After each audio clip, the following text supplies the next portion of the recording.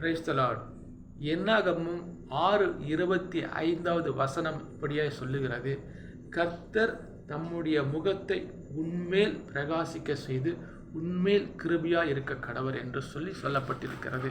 கர்த்தராகிய அந்த தேவன் அவருடைய வலது பாரசத்தில் வீற்றிருக்கிற ஒரே பேரான குமாரன், அவர் தம்முடைய முகத்தை நம்மேல் பிரகாசிக்க செய்கிறவராய் இருக்கிறார்.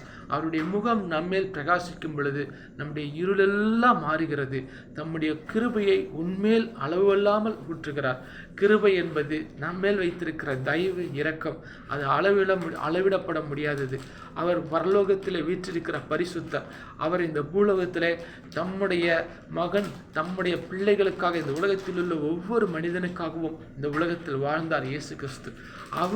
அவர் உயிர் தெழுந்து இன்றைக்கும் நம்மோடு உயிரோடு இருக்கிறார். அவர் மரித்து உயிர்த்து இன்றைக்கும் பரலோகத்திலே கர்த்தருடைய வலது பாரிசத்தில் வீற்றிருக்கிறாய் இருக்கிறார். அவர் நம்மேல் கிருபை அளவில்லாமல் ஊற்றுகிறதா இருக்கிறார். அவருடைய முகம் நம்மேல் பிரகாசிக்கிறதா இருக்கிறது.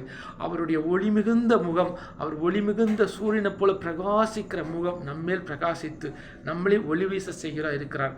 அவருடைய கிருபை, தயவு என்றைக்கும் மாறாததா இருக்கிறது.